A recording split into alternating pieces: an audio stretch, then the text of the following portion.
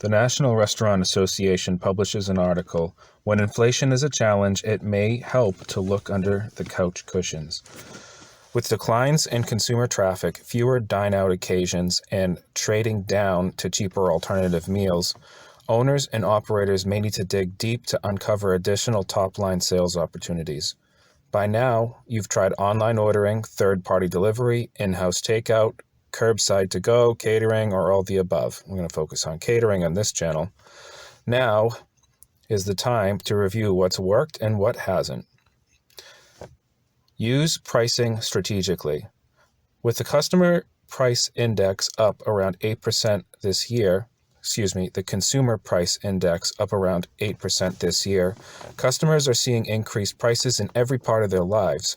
They may find it easier to accept raised prices in restaurants when input costs, fuel, surcharges, and product scarcity are driving the change. Pricing is an art and a science. It might make sense to take a broad brush approach, raising all prices by a certain percentage, but perhaps to do it in smaller increments and on a quarterly basis. It might even make sense to take an additional price increase going into the fall, especially if your restaurant has typically higher sales in the fourth quarter due to the holiday celebrations or snowbirds. It doesn't have to be a science to cost out a menu.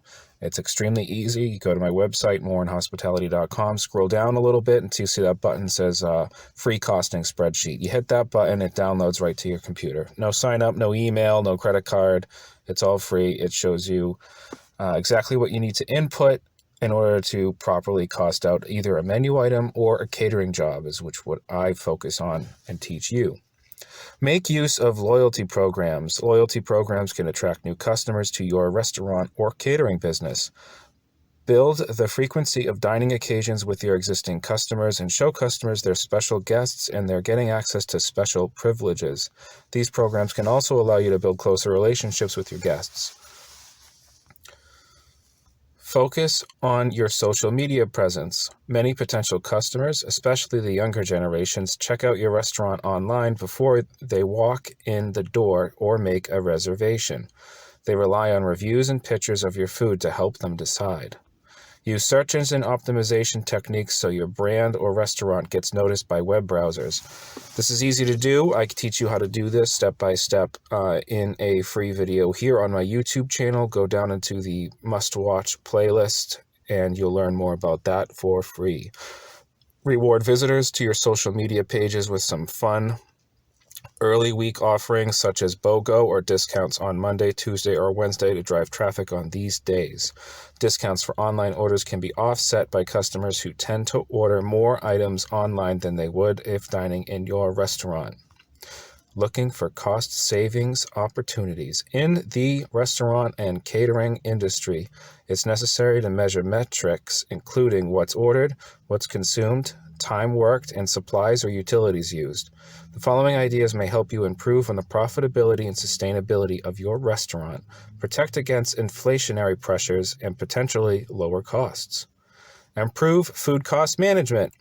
Take regular inventories of your top 10 to 20 items to verify what you're buying is turning over in a reasonable time. If you're doing catering, then it should be very, very easy for you, especially if you're solely focused on catering alone and you're just getting into the business and you're just starting out, which is what I'm here for, to teach you how to get into this industry. Verify that the usage in a week is in line with your sales reports for those ingredients. Secure high-dollar items like liquor and wine in locked cabinets and carefully order expensive meat and seafood based on recent demand. Keep and review waste logs to identify food prepping and training opportunities, supplier issues, and where a recipe's volume might need some tweaking. Call your suppliers to see what they can do for you in terms of larger bulk shipments. Compare the prices in your contract and order guide with recent invoices and discuss the possibility of substituting items that might be close alternatives at the reduced price. But don't cut corners. If the item is expensive, but you need that certain cut of meat for that dish that you're preparing your guest, don't cut the corners. You either have to recost it and raise the price or eliminate it. Additionally, consider investing in a food cost management tool that can provide helpful information on your top items, supplier volume, and pricing changes. Apply menu engineering. Menu engineering makes it easier for the guest to enjoy your concept and what you're known for. Understanding your guests and which items they crave and which ones don't have a wow factor. Study your point of sales reports to access your 10 most popular items, which entrees generate the highest guest check average, and those that yield the highest sales per labor hour. Moving on, improve labor cost management. Today's labor challenges scarcity of workers, which I don't believe. It's not a scarcity of workers. It's a scarcity of jobs that are willing to pay a fair wage for people's experience. And we'll get into that another time.